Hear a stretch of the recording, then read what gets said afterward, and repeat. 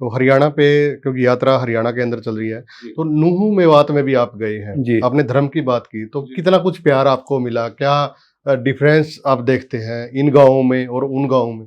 मैं ईमानदारी से बताऊं, सर छोटू राम का यदि नाम सबसे ज्यादा कहीं याद किया जाता है तो वो मेवात के इलाके में और पलवल जिला या फरीदाबाद का जो पुराना फरीदाबाद का जो हिस्सा है उसके अंदर लिया जाता है।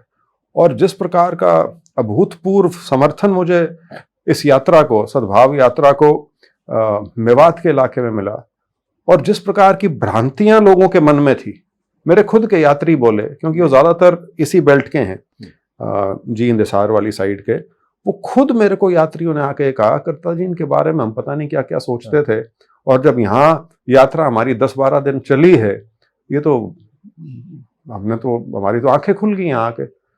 मैंने कहा जब दूसरे पक्ष को जानोगे ही नहीं जी। तो फिर वही है जो प्रचार तंत्र जिसके हाथ में है, वो जैसा फीड करता है वो आप कंज्यूम करते हो और उसी चीज को आप मानना शुरू कर देते हो। अब आपने खुद जमीन पे उतर के इस इलाके में आए, अन्यथा तो आप शायद मेवात में कभी आते भी ना। आके आपने देखा, उन लोगों से बातचीत की, उन लोगों के घरों में आप रहे हो, उन्होंने आपकी आवभगत की है, उन्होंने आपको मान सम्मान दिया, आदर सत्कार किया, तो आपका सारा रवैया उनके प्रति बदल गया। क्योंकि अंत में ये पूरा इलाका जो है ये किसानों का इलाका है, तो वो धर्म भले ही भिन्न हो, लेकिन सांस्कृतिक तौर पे या एक साधारण जो जीवन है वो तो एक किसान परिवार का जो होता है वो है सारा का सारा, सिर्फ धर्म अलग है। तो वो बात हम सब ने बिल्कुल प्रत्यक्ष रूप से देखी है। और वहां एक और बड़ी दिलचस्प चीज थी, वहां सबसे ज्यादा जो आज के दिन डिमांड कर रहे हैं लोग जी, वो यूनिवर्सिटी की करने लग रहे हैं।